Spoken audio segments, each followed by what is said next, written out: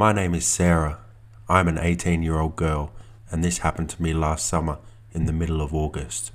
I was walking home after going to one of my friend's house to hang out and do typical things a normal girl would do for a few hours. I knew I could have just driven home, but it was only a 15-minute walk, so I decided to do the latter so I can enjoy the fresh summer air. It was around 9:30 p.m, and by this time, everyone in the neighborhood had settled in their homes for the night, leaving the street devoid of any activity. Whilst walking, I had that cliche feeling that I was being watched. I constantly looked around me to see if I was being followed, but luckily, no sign of life. I was just 3 minutes walking distance from my house when I reached an intersection. I pushed the button and waited for the light to turn green, and then I proceeded to cross the road. That's when I saw him for the first time. A fully grown man who clearly looked to be somewhere in his 40s. He came out from behind a light pole without any warning and scared the living daylights out of me. He was wearing a hoodie and baggy pants, even though it was something like 80 degrees Fahrenheit outside. "Hi there, young lady," said the man. "That's a really nice outfit you got there," in his raspy voice. His breath reeked of cigarettes. He then went on to say how attractive I was, further making me feel uncomfortable. This sort of attention from men was nothing new to me, but this man was clearly 30 years older than me at least. He offered to escort me home, but I declined. Following this, he asked if I had a boyfriend, and I lied to him and said yes. I can tell he was starting to lose his cool just by his voice. Most likely, as a desperate last-ditch effort to win me over, he cut right to the chase and straight up asked me if I wanted to go out on a date with him, and then he flashed a really hideous grin. Just about had enough of this guy. I clenched my fist, told him in his face that I'm not interested, and turned to leave, but he grabbed me by the shoulders and tried to drag me away to only God knows where. During the struggle, I saw a white van with the windows tinted and the license plate suspiciously covered in duct tape. I thought those were the final moments of my life right then and there. I tried so hard not to cry as I practically was on the verge of tears. I managed to work up the courage to fight back and kicked him as hard as I could on his shin. Believe it or not, it worked. He yelled in pain, cursing, stumbled backwards to the ground whilst clutching his shin, and thankfully he let go of me. I booked it out of there, took a slight detour route to my house just in case he decided to follow me. I dared not to look behind me the whole way back. When I got home, I didn't call the cops for some reason, nor did I tell anyone else about it. Not even my own family, probably because I was still traumatized at what had just happened. It all happened so quickly. Nowadays, I regret not telling anyone about the incident because now there's still a crazy psycho out there looking for its next victim, or even worse, trying to look for me again. From then on, whenever I walked somewhere, I always made sure I had someone with me. Never did I walk alone again, especially at night.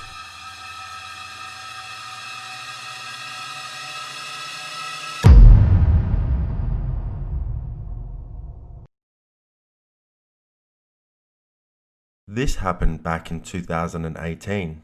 I went to the doctors because my newborn had flu-like symptoms. From time to time, she seemed to be struggling to breathe. The doctor said it would be best I took my girl to the emergency department. I was sitting in the waiting room, waiting to be seen by pediatrics. I'd been waiting a long time. I'd been here before and I knew how things worked. If you were a patient or were visiting and you needed to get to the patient's ward, you needed to be buzzed in and then the door would be open. There was no other way in there. I quickly had to step out of the hospital because I forgot to bring the nappies in with me and I needed to change my daughter. When I came back, I noticed a woman was waiting to be seen by the receptionist. At first, I did not pay much attention to her as there was also a man who was trying to get buzzed into the ward, and it was quite clear that this man was a drug addict. He was known to the staff and would come in when he needed help, when he was suffering withdrawal symptoms or something similar like that. He got let through and the door shut, and as it shut, the woman walked up to the door and she tried to open it, which obviously she was unable to. One thing I noticed as well was that she was also constantly going in and out of the bathroom. Over time, a doctor would come out and call a patient to be seen. The door would open and she would try to get into the ward, but each time she failed to do so. This woman didn't talk. She wouldn't communicate with anyone why she wanted to get in the ward so badly. Security were nearby as well, monitoring the situation. She went into the bathroom again, and I could tell that the staff were getting quite suspicious of her. A bit of time passed when suddenly we heard this big bang coming from the bathroom. Security went and knocked on the door to ask if she was okay. This was the first time she spoke, but she only said yes. A few minutes later, we heard the bang again, and this time the security guard, who was a male, was given approval to inspect the woman's bathroom. He opened the door, and to his surprise, the bathroom was empty. Nobody was in there. Everyone was very confused. Where did she go? A bit of time passed, and suddenly I heard this huge crash. There was dust everywhere, and I heard something crash right next to where I was sitting. I quickly got out of harm's way and checked on my newborn. Luckily, she and myself were left unharmed. I looked up to see what was going on, and I just saw a hole in the roof and a lady's legs dangling out of that hole. It had to be the lady from the bathroom. She managed to get back into the roof and she crawled away. She kept on crawling and made it into the ward. She was causing a lot of damage. I'm not sure how, but eventually she got down and the police apprehended her. When they took her out of the building, I noticed she was wrapped in towels, but she was quite obviously naked. She must have stripped down while she was crawling up there. After this happened, I finally got seen by pediatrics. Luckily, my newborn was okay and we got sent home. I never found out what happened to the lady, but I sincerely hope she got the help she needed.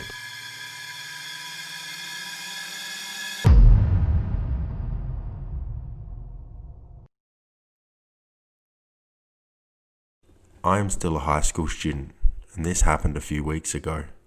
Since the coronavirus pandemic began to break out in the USA, everything has been shut down, including my two older brothers' college. They live in the city of Chicago in an apartment, but have no choice but to come home during this time since everything is online. Since they are not using the apartment, my family decided it would be best if we just had them move out of it, as that is what other people were doing, and there's really no point in paying rent on a place where you don't live.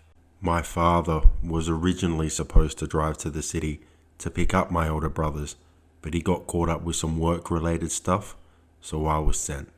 I drove to the city, but it was night time, so the streets were dead empty. As soon as I got there, my brothers and I began loading the car so we could get home quickly. Whilst we were doing that, I noticed I could hear a sound from the nearby alley. I shrugged it off as nothing and thought maybe I was just tired and should have asked one of my brothers to drive us home. But soon after, I heard the same sound, and this time my brothers were with me and they also heard the noise. We all looked closer into the alley and we noticed a man emerge from the bushes. We asked if he was alright, but then suddenly we noticed that this man was wearing a mask over his face. Immediately I was concerned, as this masked man did not say a word and would just stare at us. We just completely froze as the man just continued to stare at us.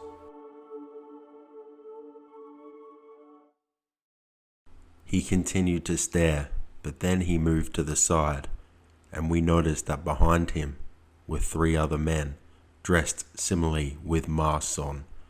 But it wasn't the other 3 men that terrified us, it's what they had beside them. There was a body just lying flat on the ground. And I also noticed that one of the men were putting a knife away. We all freaked out and jumped into the car, and right then one of the men charged at us, but I stepped on the gas pedal by this time, just wanting to get out of there with my brothers. We looked back and the men were in the street just staring at us. Luckily, we had left nothing behind. We didn't say anything for about 10 minutes, but then we eventually called the cops. They said they'd look into it, but unfortunately, they found nothing. I still wonder to this day what would have happened if we didn't get into the car as fast as we did, and if one of those men had caught up to us. I don't know why they murdered another man like that, and I honestly do not want to know. All I can say is, stay home and stay safe.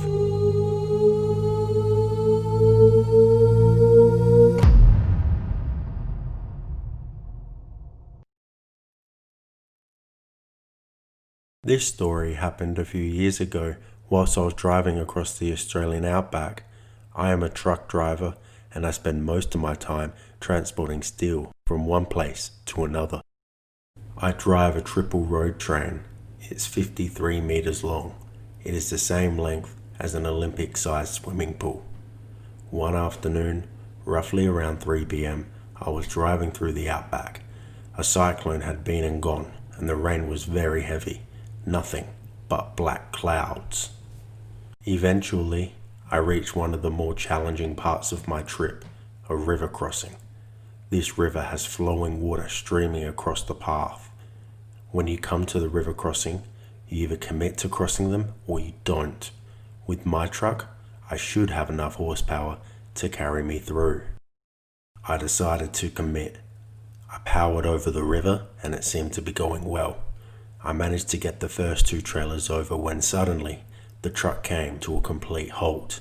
What I feared had happened. The 3rd trailer had gotten stuck in the soft sand right in the middle of the river crossing. Why was I so concerned?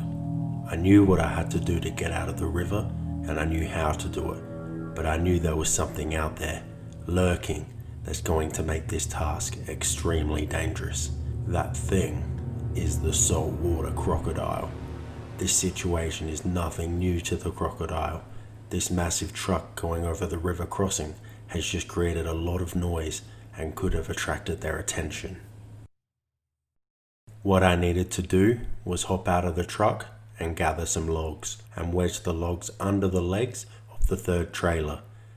I gathered the logs I needed and started making my way across the river crossing, trying to avoid splashing to ensure I don't attract their attention. I put the logs under the 3rd trailer successfully. So far, so good. I quietly made my way back to the truck and I thought I could hear something. Was something lurking in the water? It seemed like everything went quiet. Then it happened. I heard a huge splash and could feel this mammoth of a creature hurtling towards me. The adrenaline hit me instantly and I sprinted for safety.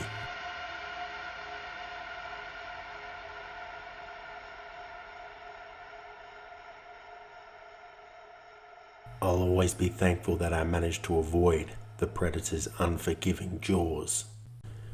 I got back in my truck and I just prayed the logs I laid down would get me out of this mess. I started it up and attempted to move forward. Pushing on the accelerator, nothing seemed to be happening. I was daunted by the prospect of having to go back there and reorganize the logs. Then suddenly, success. The truck powered forward and in seconds I was out of the river and free to continue on my journey. Still full of adrenaline and disbelief, I powered on. In future, I have decided not to cross these crossings alone or without potential aid. The thought of a croc dragging me in the river will forever haunt me.